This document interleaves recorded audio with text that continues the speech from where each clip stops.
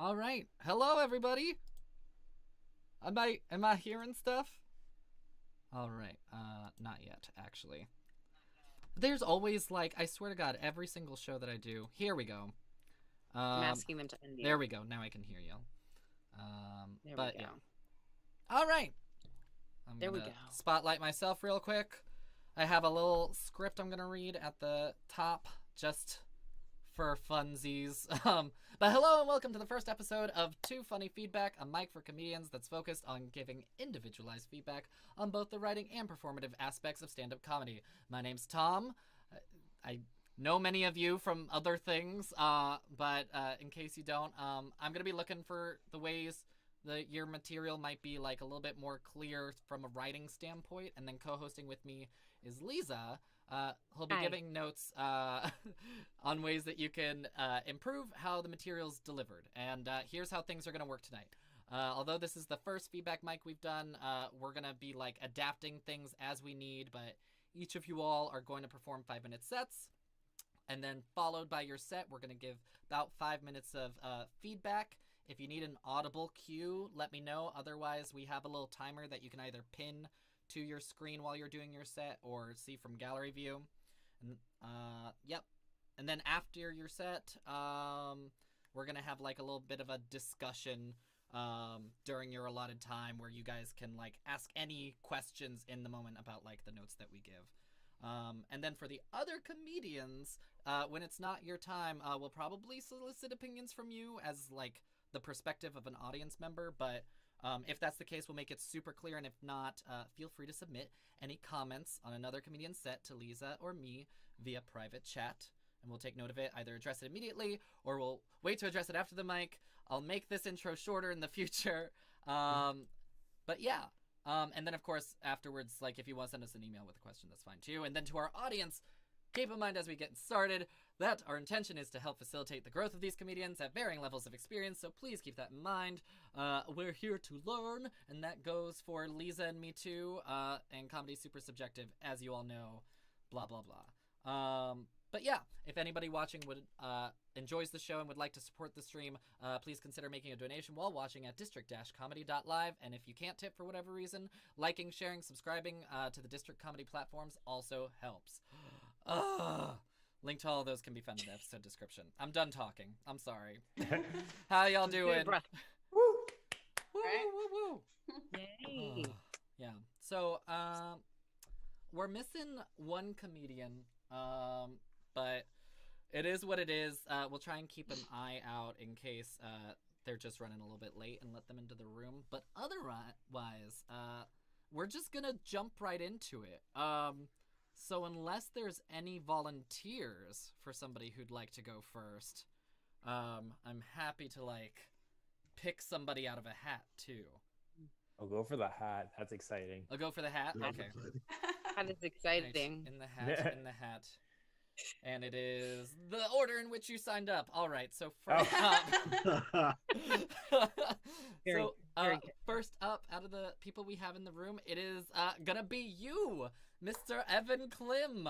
Woo! Oh, thank you so much, Tom. Oh, thank you. All you. right.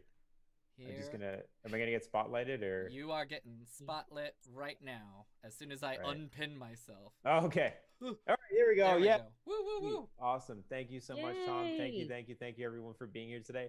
Hey everyone, my name is Evan Klim, and here's something I want you to know about me. I identify as square. Yes. I identify as square, and I'm proud to be square too. I'm so square, I won't even put a slice of lemon in my water. No. Waiters ask me, "Oh, sir, would you like a slice of lemon with your H2O?" And I go, "Sour water? No, thank you. No. I don't do it. Anything that I won't put any acid in my water whatsoever. Nothing. Anything with acid in it. Yeah.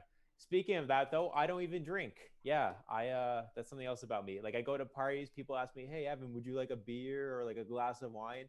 And I say no, because I do not need alcohol to be annoying. Mm-hmm. Thank you for that. Yeah. I'm in school right now. A professor one time asked me if I was Jewish. Here's the truth. I'm not Jewish, but I am circumcised, which is probably why that professor thought I was Jewish. Yeah. Okay, let's move on after that one. Yeah. Yeah, so some over Christmas break, I for Christmas actually, why no, not for Christmas break, for Christmas. For Christmas, I got myself a new pair of Doc Martens. I'm super excited about that. Yeah. And they're vegan too. I know they're vegan because they won't shut up about it. Huh. Yeah. They were so annoying too. I had to cut their tongues out. I know. I did 2 scissor jokes back to back. Sweet. All right. Over this pandemic, I've been watching a lot of movies. I recently saw the new Avengers Endgame movie, and I thought it was super inspiring how like a team of superheroes could like come together and save the universe from total and utter destruction. But I think it would be even more impressive if the Avengers got together and saved the comic book store from going out of business. Huh. Yeah, it's like Hulk, do some curbside pickup. Spider-Man, work the tills. Deadpool, kill those landlords. Sweet. We got some comic book nerds here. That's awesome. Good crowd. All right. So over the pandemic, though, this is something new that happened to me. I found myself in a relationship. So thank you for that. I never been in a relationship before. Like if my dating experience was a resume, it would just be a blank piece of paper, nothing on it whatsoever. So I did what anybody would do when they were trying to get a job and they had such a bad resume, but they really wanted to get the job. I exaggerated quite a lot on that resume, a lot, to the point where I actually had to fake it until I made it. So yeah, it's good. Yeah. But yeah, so I've been hanging out exclusively at my partner's place. We've just been hanging out here a lot. This is like kind of like a bunker in a way during all this kind of like times we find ourselves in. And she asked me, well, Evan, when are we going to go visit your place? And I say, well, I feel like your place is where our relationship is being formed and strengthened.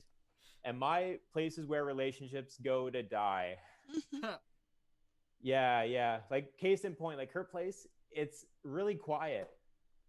I live beside an airport. She has a queen size bed with a real wooden bed frame. I have a single mattress laying on the ground. That hit home for some people, I could tell with that one. Okay. She lives alone. My place is infested with roommates. Yeah. Her place is super clean. Like if I wanted to, I could eat off the floor. My roommates cook crystal meth. Yeah. I complain about that a lot. My girlfriend's like, Evan, why don't you just move out of your place? I said, I can't. My roommates cook really good meth. Sweet. Round of applause. What do you guys think about therapy dogs? You guys for them? Whoa. Yeah. Good pro therapy dog crowd here today. Yeah. I'm not a big fan of them, personally speaking. I'm not. But I have my dog as a therapist, so so she kind of likes it when I don't visit other clients for it at all for it. She's a good listener too. I love my dog. She's a great therapist. Like she just listens to me like for an hour and stuff. And like, sometimes like I go over time because we just talk about so much, but then she's like, you just have to pay for it with extra walks. So it's okay. Yeah. Yeah. I love my dog. But one time I caught her eating all my pot brownies and I was so mad at her because those are my pot brownies. But then she just spent the next 2 days laying in her bed, watching Step Brothers and eating ice cream. And I thought, well, at least lady knows how to enjoy pot brownies. All right. Thank you very much for the time. Thank you for that. Yeah. Yay. Woo! All right. Yeah. Way to go first, too. That was I was awesome. about to say, give it up for the guy to go first. Yeah. See, Nice. you lived, you're fine, everything's fine. You did it. That was great. But yeah. So did you already have stuff to start with, Lisa, or do you want me to go first? I have stuff, but you go. Okay. I'm. All right. I thought it was a really solid set. I really liked how you started off with like identifying a square. I thought that was really funny, really relatable. I liked the pandemic stuff. Obviously, pandemic stuff's going around, and that was like a spin on it that I hadn't heard yet. So that's always good. And I'm just gonna switch to gallery view real quick. But yeah. So that was pretty strong. I was a little bit I feel like you hit on a lot of different like topics within the 5 minutes. So like that would be something that you could like potentially look at if you wanted to tighten up as far as like the breadth of the things that you cover in your set. If you want to like still save those jokes because they're good jokes, but like instead like also mine the givens that you've already explored a little bit more, like either more stuff about pandemic, more stuff about like the differences between like your girlfriend's place or your partner's place rather and your place, and then otherwise and I'm gonna say this because I think I saw you perform at another mic recently. One thing that I saw you do with this that you also did there, which I thought was a pretty strong choice, is you kind of have a tag that you do on the end of some of your jokes that you can kind of sprinkle throughout the set. The thank you, thank you, thank you. Oh yeah. Which I thought was like, I thought it was fun. It's kind of like your little catchphrase. Cool. Yeah. But yeah, what about you, Lisa? Well, there's a lot of great stuff. Thank you, made me laugh. I really appreciated that. And thank you. going first is never easy. And like I said, everything we're here is to learn and positive, just like examining it, seeing what's what's driving, and hopefully will be useful.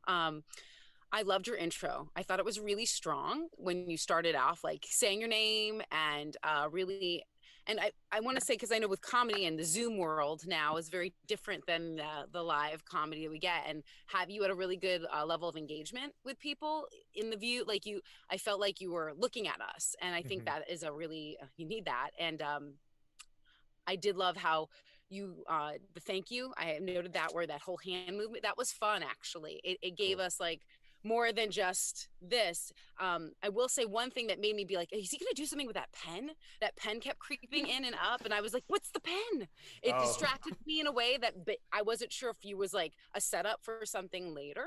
So just being aware of that, because all we have right now, it's like this, versus standing, having this little box, and we get to manipulate whatever's in it. I'm literally in a closet with my daughter's like little kid chair. So that's my point of view. But I really thought you did a really great, strong POV, point of view. You're gonna hear me say POV a lot, like I know things because they're now like just letters. But that's really strong. You came in with that, and I think you rode that wave all the way. I don't think you ever veered from that, and that was great, because then we get to know you right away. I will say I loved the juxtapositions, and the great thing about comedy too is like you kept playing with it, like good bad, and throwing in something that would throw us off. There's that comedy rule of 3. If you've heard of it, sort of you do the same thing the third time, you throw them off, and then you can always go a little further, which I feel like you did. Like you can then flip it again and play with that.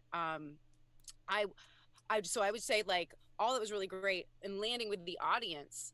You can take more time, I think, to watch and react and land with us, because, and I know that's challenging. We're throwing a lot at you, but I thought you had really good engagement, and I think you can trust that and give you that beat after you deliver those, so that you can let it, like that Jewish professor one, that's a thinker for a second. So you let us think, and then you can see and vibe from that. And I know it's challenging because of the technology, but at the same time it's great because we really can control the environment of how you're using it, if that makes sense. Like you can take a moment and look at it, and you could directly refer to someone you're seeing, oh, you like in that one, specifically. So I think that for the most part, I really liked the good engagement. That's pretty much all that stuff. And just when you do use your hands, I really love the thank you because it was very specific, and it was tied to the point of view of who you are, and that it was like as Tom said, that sort of sign off like that you have. And so I think that just trusting that and leaning into that will just make it better. Just every bit end with thank you, thank you, thank you. No, but some of these becomes like fuzzy. People are gonna expect it then. You know what? That's gonna be it. Yeah. No. But yeah, also like kind of going off that a little bit, like talking about like being stuck in the Zoom box. It's like a weird instance where you're actually like still like utilizing your physicality in a way that's funny. So props for that, and obviously like props for taking the bullet and going first. So Another Yeah, round for thank you. Aaron. Thank you so much. I hope that we want to be useful, and like if you have questions and things like that, please ask us. Comedy is a subjective art, so we're all here to learn. all right, Thanks. Thank you. cool. Thanks for making us laugh. All right, up next, because I know she's got to go later, I'm not gonna get out the magic hat again. Please give it up for the wonderful, the amazing Desiree Walsh. Does this mic have a clock like the other mic? Yeah, It does. should Okay, be good. like a separate window. All right, Cool. I see it now. I kind of want the magic hat. I'll start the time over. All right, ready, set, go. So good. So good. I'm just a fun fact about me. I'm Canadian, like the last comic. Yeah. I'm also disabled. I just didn't want you thinking I was doing like very specific edgy material as like an able-bodied white woman. I use a wheelchair. You just can't see it because of Zoom. I'm really enjoying doing mics with Americans because I'm learning so much about your country, America. For example, you guys have more tasty snacks than I've ever seen in my entire life. You have more Pop-Tart flavors than I think anywhere else in the world. You are the inventors of Fruit Loops donuts, and I think that's commendable. But I do find it rather gaslighting that a country with so many tasty snacks does not have universal health care. Because it should really be like, have a Baconator. If anything happens, we'll take care of you. Not look out for little Debbie. Don't kill you and ruin your family's life. Yeah. One of the things I find particularly fascinating about your country's healthcare system is an ambulance is $3,400 if you don't have insurance. And first of all, that's too much money. And then second of all, the province I live in about 1990, I live in Ontario. Province is Canadian for state. In about 1990, they decided to charge people $45 for the ambulance. Everything else was free. The ambulance was just $45. They would only charge you after the fact. So if you're from Ontario and you're thinking, that's not true, it is. You've just never been in an ambulance. And people were livid, like just livid that the government would have the audacity to tax the people or charge the people $45. In fact, I remember when I was little, like I got injured and my mom was like, oh no, I think we need an ambulance. And my dad was like, no, I'll be damned if I'm spending $45 to take a child to the hospital. Put her in the back, I'll drive real fast. I have this mural sticker, it'll be fine. And then another thing I learned that I think is ludicrous is that best case scenario, if you have a baby in the States, it's going to run you $10,000 if you have it in a hospital. Best case scenario. And I really don't think that's fair because having children is bad enough. Why are we saddling new parents with debt? If anything, the U.S. government should pay people to take their children out of the hospital. I'm also learning a lot about your geography. For example, did you all know New Jersey is a state? Because I certainly didn't. For most of my life, I thought it was a suburb of New York. Turns out I was getting it mixed up with Staten Island. Yeah, I don't know very much about Staten Island, so I Googled it, and a tourism website with 13 interesting facts about Staten Island came up. The best one, the most flattering, that they have the largest garbage dump in the U.S. Isn't the garbage something you're supposed to be hiding from the tourists? Like, I'm from Toronto, and on our tourism website, we talk about the lake and the Sky Dome and the CN Tower. I'm not going to tell you what those are because you'll have to come see us. But we leave out the negative, like the homeless person issue, the fact that there's no affordable housing. It's not very wheelchair accessible. And we're kind of mean for a Canadian city. Like, other Canadian cities don't like us, but you should come see us. Yeah. There's another part, but I'm going to run out of time, so we'll just end it there. Woo! Give it up for Desiree Walsh, everybody. Cool. Switching it back to gallery view. All right, awesome. So I'll jump in first. I mean, you've been on the TB and J mic enough that, like, you know I love you. You know I think that you're hilarious. And, you know, I think part of it is that, like, one thing that I noticed today, which I don't think I've taken time to appreciate before, is that, like, in, like, the age of the internet, I feel like you have a really good balance as far as, like, doing the thing that's very popular in comedy right now, which is, like, the how many laughs can you get per second, but at the same time, you're, like, getting those laughs while still telling, like, what feels like one cohesive story. And you jump, you know, between a couple of topics, but it all flows very well together, to me. And that being said, I really appreciated that. I thought that Little Debbie really killed me for some reason.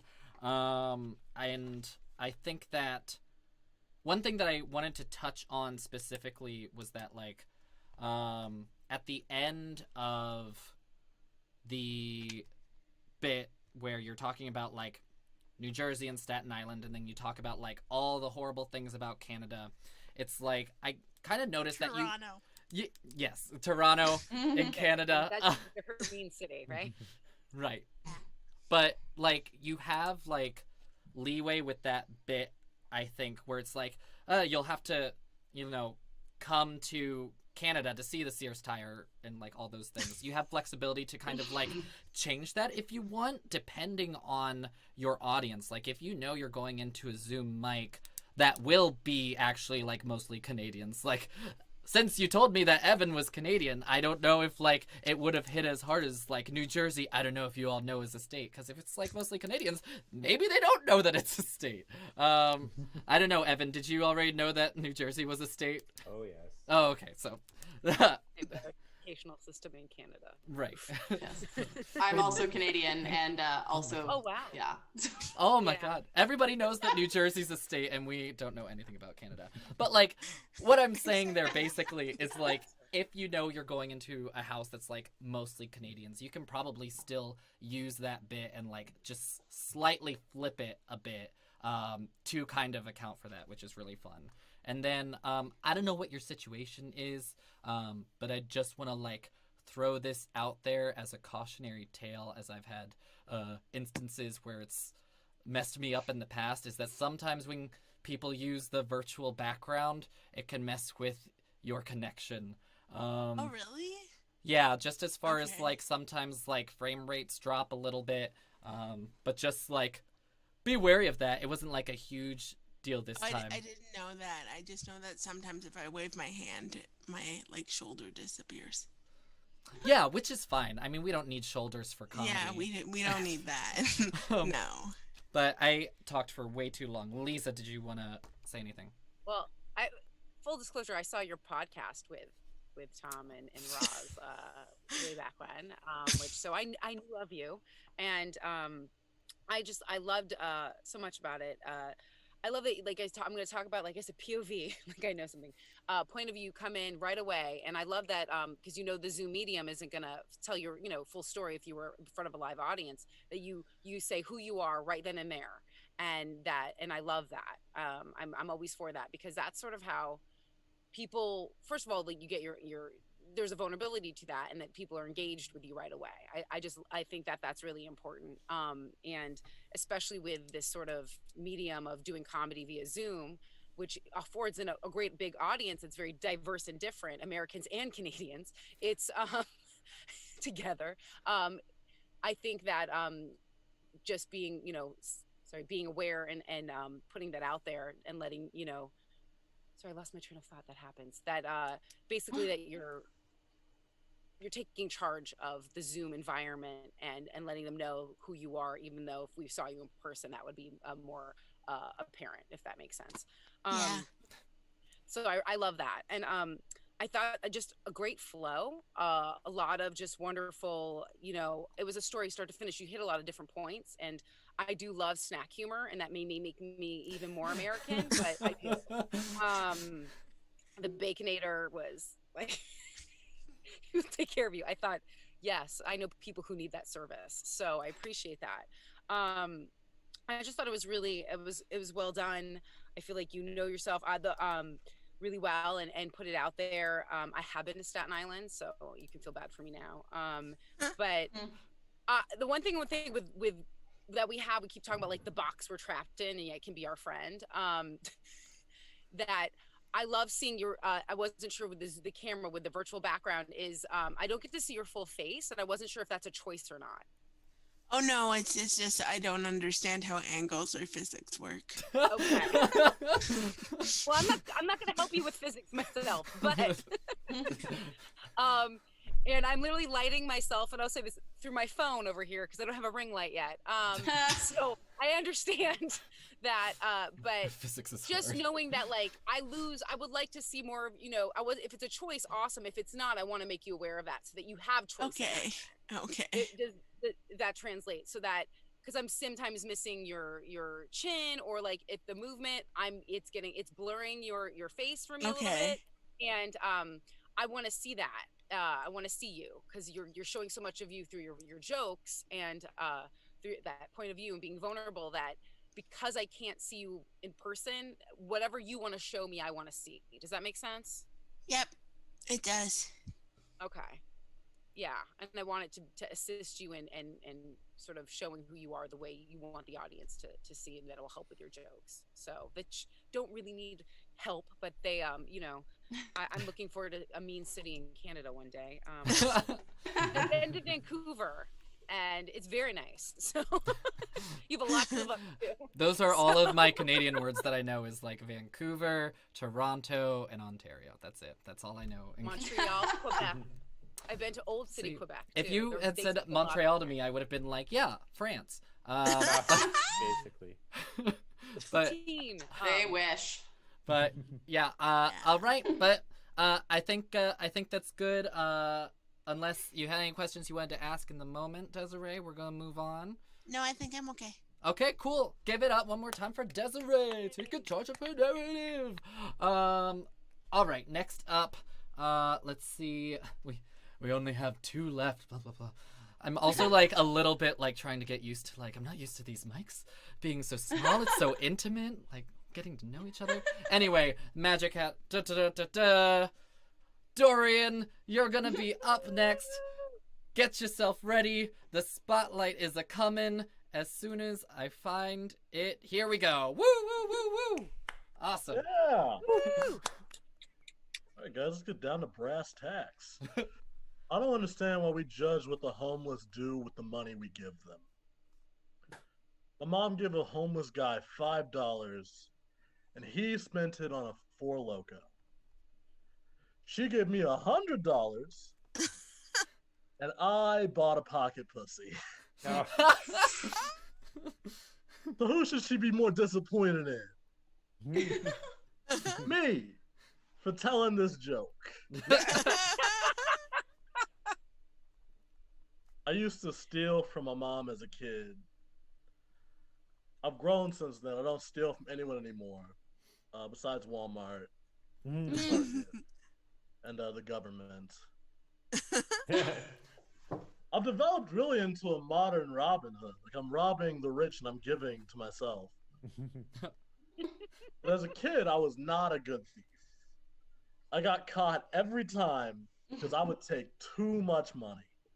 Like if I took $3, she could write it off as an allowance. But when she's $40 short on rent, and I'm robber baron rich in Pokemon cards, I'm the prime suspect. Last time I ever stole from my mom, she caught me in the morning right before I left for school. And because she was a good mom, she promised she would wait to whoop me until I got out of school. And I get it. Sending your kids to school right after a whooping is typically referred to as Exhibit A. Huh. But sending me to school without whooping me is so much crueler. Because when you're a kid and you're waiting on a whooping, your imagination runs wild. I'm in the library reading encyclopedia articles about medieval torture, wondering how long it would take my mom to make an Iron Maiden. At recess, I'm trying to figure out how to break my arm because I didn't think she would hit a cripple. I mean, she might cause one, but that's a separate issue. But I was so ready to get whooped when I got out of school.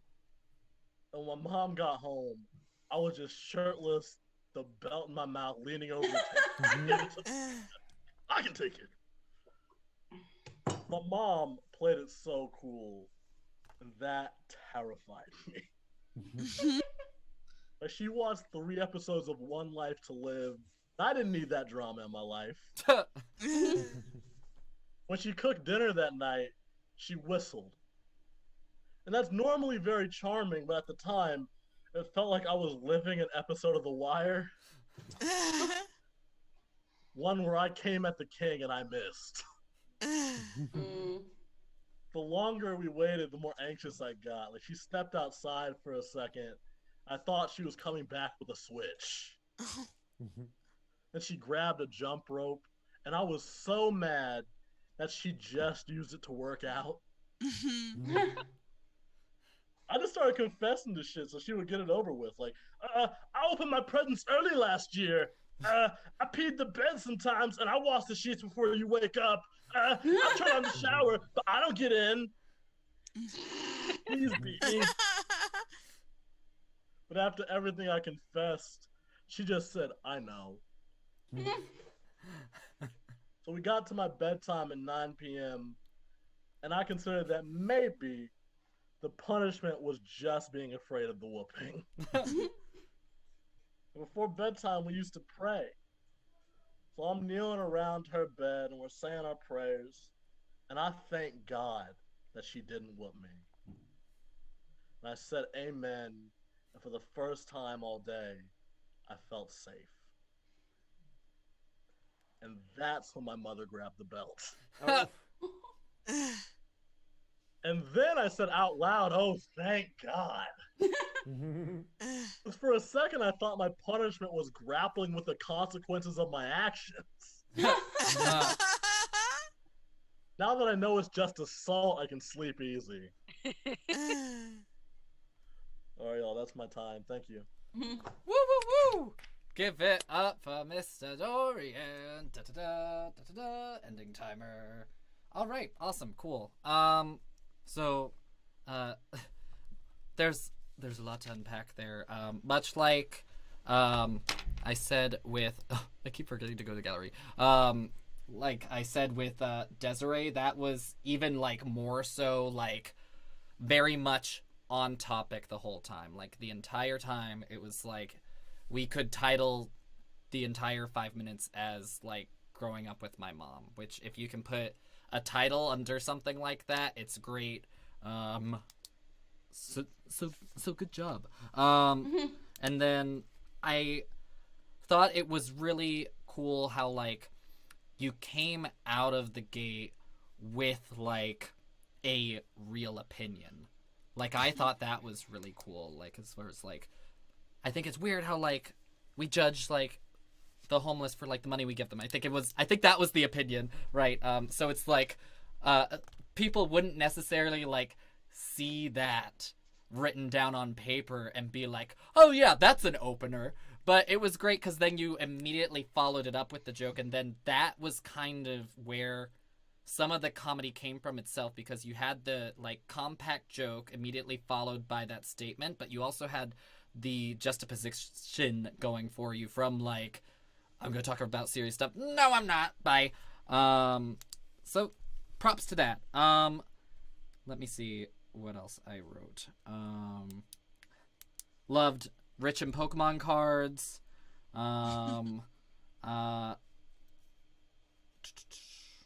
I also appreciated that you went meta right away. It kind of elevated the set a bit. I forgot what exactly it was, but like you referred to your bit in the bit, which was nice. There was one section when you were like listing the things to steal from. I thought you could have added one more funky one to kind of go back to like the whole rule of three thing that Lisa was talking about, where I think it was like steal from mom, Walmart, and then like one more I think would have made it. And it doesn't even have to be like necessarily a twist or a build, but you could even like go back and do something like more meta, or since you towards the end of your set go into like existential stuff a little bit. Like I thought that was like, if anywhere there was room for an extra little thing, that might be a good place. I also appreciated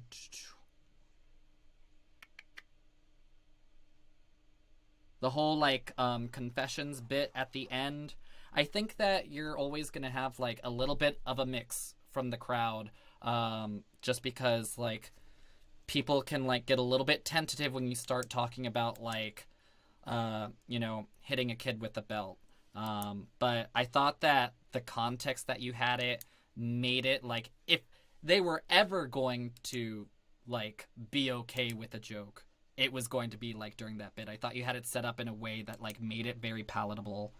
And yeah, that's I'm gonna leave it there. I thought it was really good.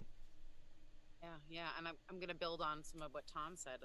I think the part of it is how you was talking about like a kid getting a beating. I'm a mom of a 7-year-old, so I'm gonna almost 7. So I'm gonna take some of your mom's tactics probably at one time. But the wording you used, which is really important, you know, like comedy, there's no rules, but there's points of like, what reaction do you want to get from the words? And that's when you said whooping versus in the context, I think that's what really is like, oh yeah, we know what that is.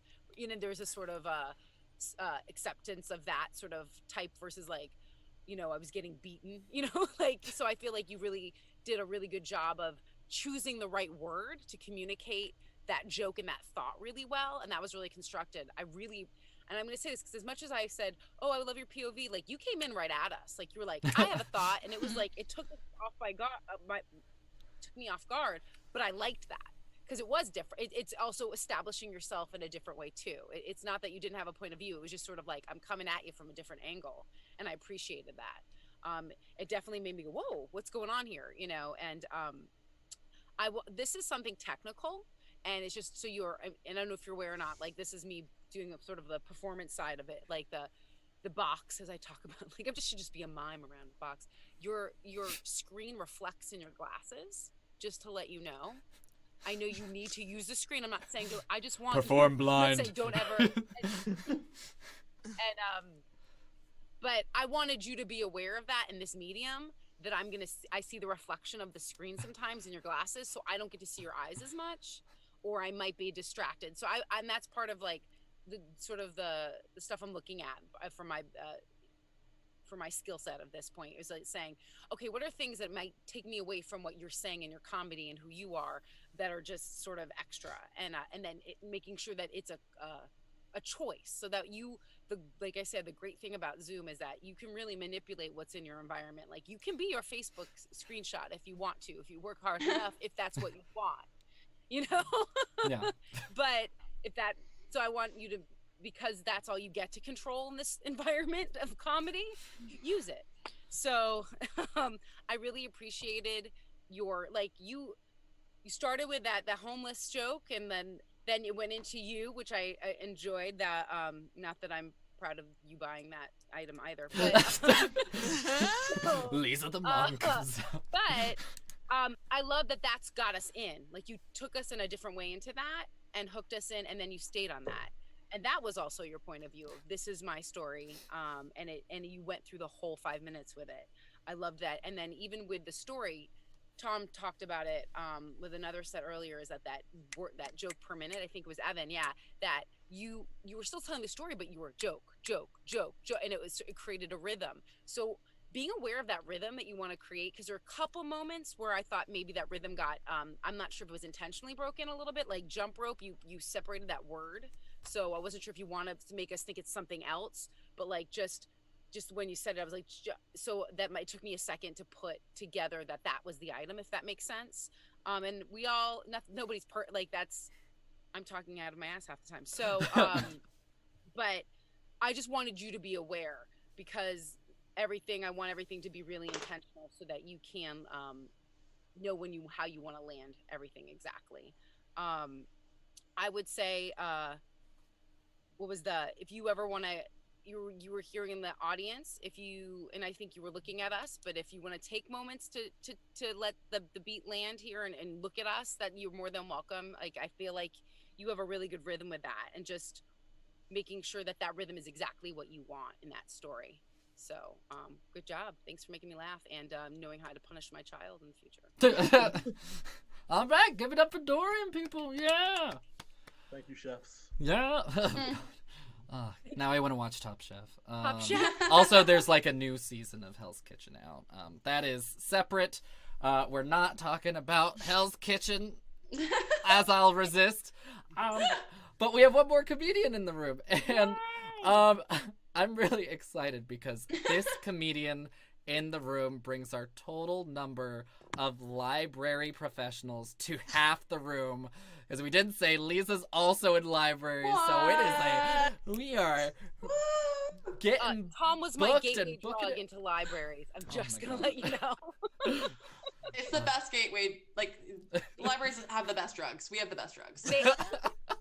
Or, yeah, you can read all about them and figure out how to best use them. Exactly. That being said, without further ado, sorry about the tangent, please give it up for our last comedian, Liz Myers. Wow, wow, wow, wow. Hi, everyone. I'm Liz Myers. Like Tom said, I'm a librarian, but something you might not know about me is that I was also raised in the woods without television or meat. Yeah, without television or meat. Yeah, on the first day of school, my parents basically just like spray painted a giant target on my backpack and then pushed me off into the world like, good luck making friends. Yeah. So I'm still a vegetarian, which means that I've never eaten meat. Please hold your applause. It's actually, I actually hate telling people that I'm a vegetarian. It's super annoying because whenever you do it, they just give you this look like, oh, so you think you're better than me? No. I eat horribly, just like everyone else.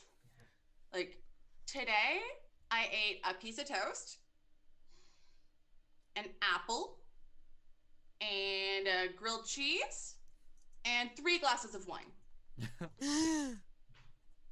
So, I mean, at least I'm getting my 4 servings of fruits. Because you know what they say, an apple a day keeps the doctor away, and 3 glasses of wine keeps your trauma in line. You want to know what the most annoying thing about being a Gold Star vegetarian is? Dating. Yeah. See, when I first meet someone, I want them to like me. So there's a few things that I avoid talking about. You know, just at first. Like I'll fill them in after. But you know, I avoid talking about how I'm a vegetarian, or that I have ADHD, or that I'm on a super high daily dose of amphetamines. Which means that my house is very clean. Now that's a good clean joke you can take to the bank. that too. No, actually, I was diagnosed with ADHD as an adult, which sucks.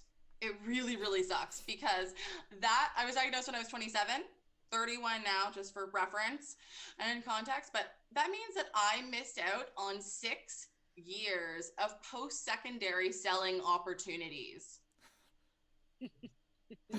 Yeah, I could have spent my formative university years, selling my Vyvanse to business bros. I mean, it could have paid for my schooling. All I have now is mental clarity and crushing debt. But, yeah, so I'm in therapy. Obviously. And so it's all virtual now. At least it is here in Toronto where I am. We're not seeing therapists in person. Apparently it's cool over Zoom or whatever they've set up that's more secure than Zoom. And I had a session with her last week, and so we were playing the whole catch up over the last 6 months, like what's been going on in your life. And so I told her, I've been doing a lot of virtual comedy, lots of virtual open mics, lots of virtual shows. And she was asking me how it was going. I was like, oh yeah, it's great. It's not as good as in person, but it is what it is. And she was like, oh, well, that's nice. Well, just have fun with it.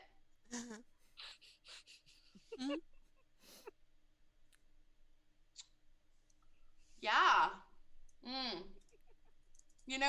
Maybe not. No. I think I'm gonna try and have a bad time.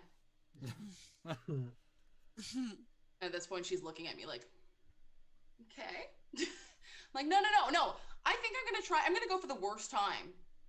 Yeah, every time I go up on a virtual mic, I'm gonna try and bomb so hard that I go straight through all the way to Chernobyl, because that was a big bang. And I'm just gonna have the worst, most terrible, catastrophic goddamn time. How does that sound? Does that sound good? Does that sound like I'm having a good time? Or fun? Or whatever? And then she just looked at me and said, well, what it does sound like is we might need to up your meds. And that's my time. Have a great night. It's been fun. I've been Liz Myers. Cheers. Covering it up, yeah, Liz Myers. Okay, there we go. And now you have a theme song. Yeah, Liz Myers. So I'll jump into it again, just because there are a lot of things that really stood out to me about your set that I think also apply to like other comedians that we saw. Why does my chat box keep opening? Anyway, so like one thing right off the bat that I thought you did really well was the first joke about the no television and no eating meat. The repeating that you did, I thought was really strong. So like in those moments where if in other people in the room or other people watching, if you like have gotten the note before that like it was a really good joke but it like went over their head a little bit, one really like smart way to get around that is to like literally do what Liz did and like repeat it, slow it down, and that will like give them time to process it, and then it also has the potential to like re-emphasize for like additional impact. So that was good. I thought that you were like super self-aware during your act, which I personally like. I really like any like meta aspect, which like you don't want to overdo. Like nobody wants to have like 3 minutes of someone's 5-minute set be like them commenting on their own joke right after they said it. But I think if you do it once or twice throughout your set, it could be fun. And it kind of like it breaks the tension for you a little bit and like makes you take yourself a little bit less seriously, and then it helps the audience relax to kind of enjoy those moments with you. One thing I was a little confused about was you listed the things that you ate: toast, apple, grilled cheese, and 3 glasses of wine. And I like the grilled cheese, I like the 3 glasses of wine, and maybe my own like personal standards for food are just really low at this point. But I was like, I thought that was like pretty healthy. I was like, toast. I'm also like a millennial, so I'm thinking toast, of course, like avocado toast. It's like some sort of artisan dish. Okay, no. Oh no, the toast was actually like it was toast, like toasted with like a little bit of butter and then a Kraft single or what, like American cheese, like processed slice of like cheese that you take out of a singlet. So yeah, so like adding those Okay. parts of the details to it could just like help emphasize how not healthy you're being. Okay. And Less then the healthy. apple, like looking back on it, I think I know why you put it in there, because it then Yes. connects directly to when you play on the idiom, which I loved, which was like 3 apples a day, and then the 3 wines kind of play. But I also don't think you need it. I think if you want to put another unhealthy food there instead, and then just say the idiom later about the apples, I think that people won't mind that you're saying it without having already connected it to an earlier part of your set. And then right after that, I wrote, loved playing on the idiom. Another self-aware note was the, like, being aware of, like, yep, I made a clean pun.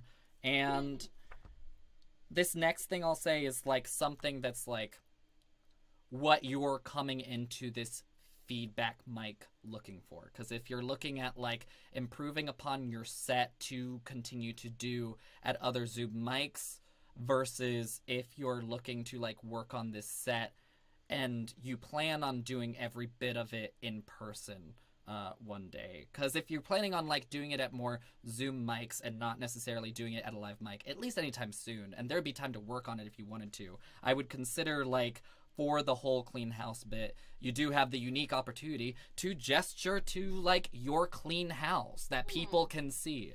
It's quite clean, actually. Just, it looks very, very organized. But just like, and some people will probably like watch me say this and think like, oh, that's hack or whatever. But I think that like, since we're like stuck doing this Zoom comedy for now anyway, you might as well take advantage of it. Yeah, why not? And like in little ways like that, I think it's fine. And then, I wrote, try and have a load time. So I'm gonna leave that handwriting mess up to you to determine what that means. Have a lewd time. Just, yeah. Great. And that's it. Otherwise, I thought that you had fun with it. I had fun watching you.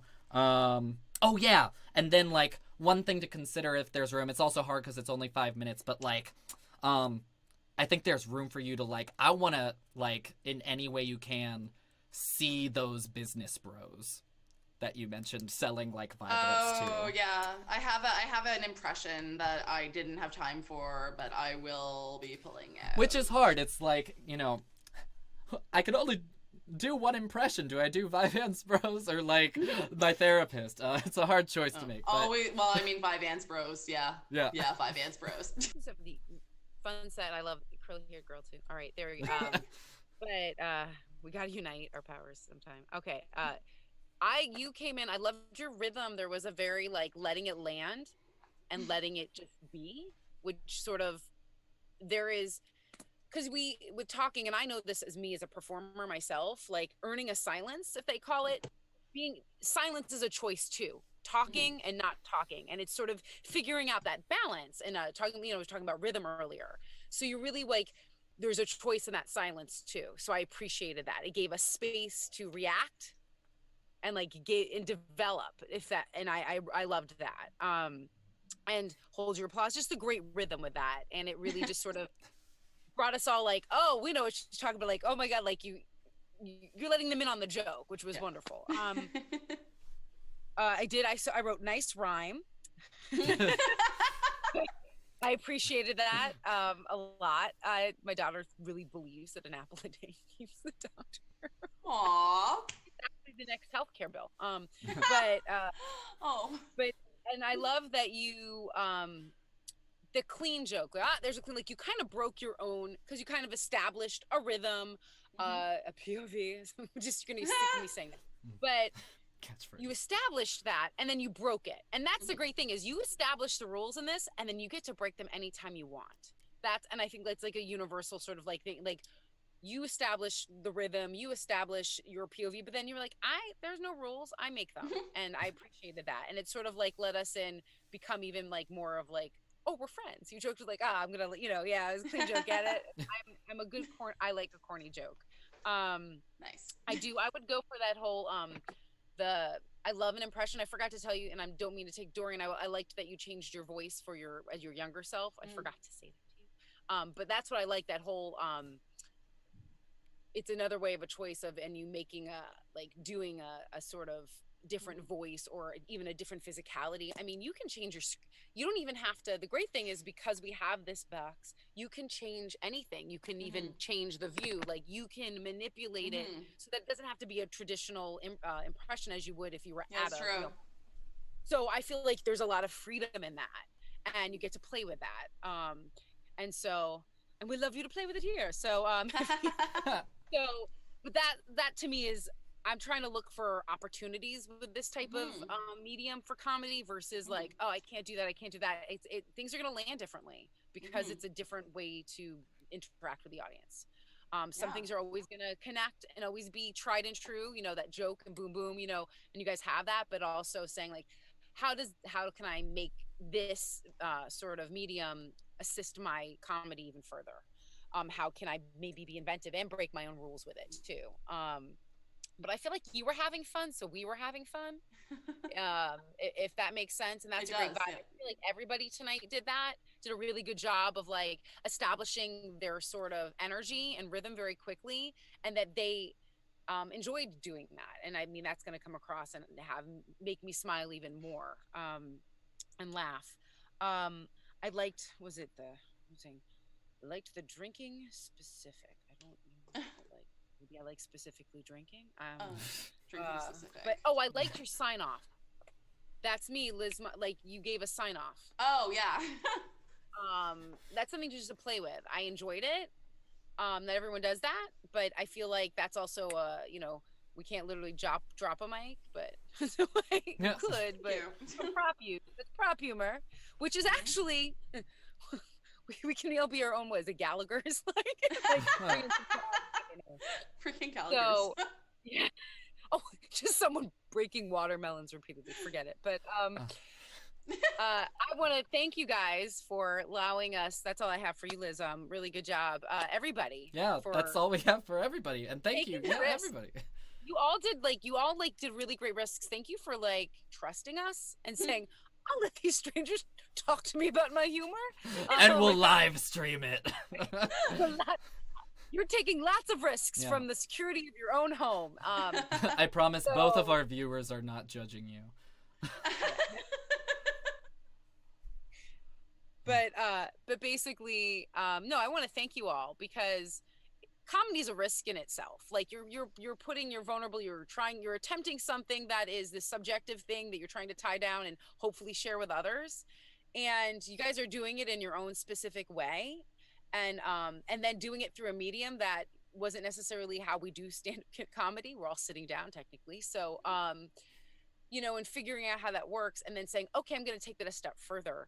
And I'm going to put myself out there to let other people who I don't really necessarily know, but I trust that I'm going to hopefully have a positive outcome and learn something from it. And I want to thank all of you, Evan, Dorian, Liz, and then I know Desiree has already gone, and Tom allowed me to come on the ship with you because it's fascinating. I had a fantastic time tonight. This was so much better than anything that's happened in all of 2021. So. All right. Well, it's with only that been 12 days. Come on. I know. It said hold my beer to 2020. That being said, I think that's as good a transition as any to sail this boat out of here. So I'm just gonna say a little outro, but yeah, like Liza was saying, thank you guys so much for coming and sharing your comedies with us. Thank you to our audience, both of you, for watching. Again, if you want to support the stream, you can do so at district-comedy.live or hit that share, like, or subscribe button, depending on where you're watching. And if you want to be on the show, you can sign up using the link in the episode description. And we're gonna do this again.